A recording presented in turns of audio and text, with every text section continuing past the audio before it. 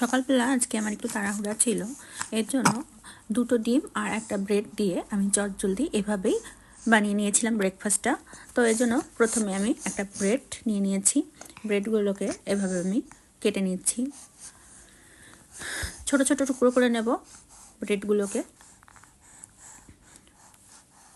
তো আমার টুকরো করা হয়ে গিয়েছে। এবার এটাকে একটা সাইডে রেখে দিয়ে একটা বাটি নিয়ে নিয়েছি। এর ভিতরে আমি দুটো ডিম ফাটিয়ে নিচ্ছি।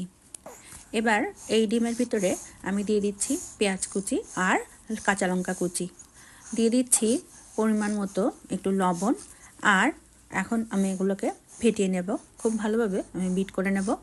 খুব ভালোভাবে ফেটিয়ে নেওয়ার পরে এবার এর ভিতরে আমি কেটে রাখা যে ব্রেডগুলো ছিল সেই ব্রেডগুলো দিয়ে দেব।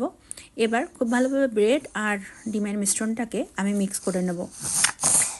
খুব ভালোভাবে মিক্স করে নেব যাতে ডিমের মিশ্রণের ভিতরে ব্রেডগুলো বেশ ভালোভাবে মিক্স হয়ে যায়। এতে প্যান বসিয়ে দিয়েছি, এর ভিতরে আমি একটু বাটার দিয়ে দিলাম 1 চামচ মতো। বাটারটা যখন মেল্ট হয়ে আসবে তখন ব্রেড আর ডিমের যে মিশ্রণটা আমি তৈরি করে রেখেছিলাম সেটাকেই দিয়ে দিলাম।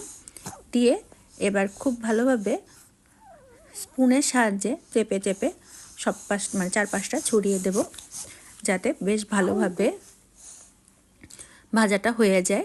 এর জন্য এভাবে চেপে চেপে খুব ভালোভাবে সেট করে দেব। এবার একটু লো হিটে মানে মিডিয়াম টু লো হিটে এটাকে আমি হতে দেব যাতে খুব ভালোভাবে চারপাশটা ভাজা হয়ে যায়। এবার এক পিঠ ভাজা হয়ে গিয়েছে, আমি আর এক পিঠ ভাজার জন্য উল্টিয়ে দিচ্ছি। যেটা করব এখন একটু নাড়িয়ে চাড়িয়ে এবার চারপাশে আমি একটু বাটার দিয়ে দেব যাতে নিচের পাটটাও খুব ভালোভাবে ভাজা হয়ে যায় এটার জন্য। তো বাটার দিয়ে আমি খুন্তির সাহায্যে একটু উঁচু করে দেব যাতে বাটারগুলো একদম নিচে মানে মাঝখান পর্যন্ত চলে যায় এটার জন্য, এবং এরকম করে নাড়াচাড়া করে নেব। বেশ কিছুটা সময় এরকম নাড়াচাড়া করে ভেজে নেওয়ার পরে আমি এটাকে প্লেটে সার্ভ করে নেব। এটা কিন্তু খেতে মজাদার হয়। এটাই ছিল আজকে তোমাদের সাথে শেয়ার করার রেসিপি। আমার ভিডিওগুলো ভালো লাগলে অনুরোধ রইল আমার চ্যানেলটিকে সাবস্ক্রাইব করে আমার পাশে থাকার জন্য। তো আজকের মতো এখানেই আসছি, টাটা, ভালো থেকো তোমরা সবাই।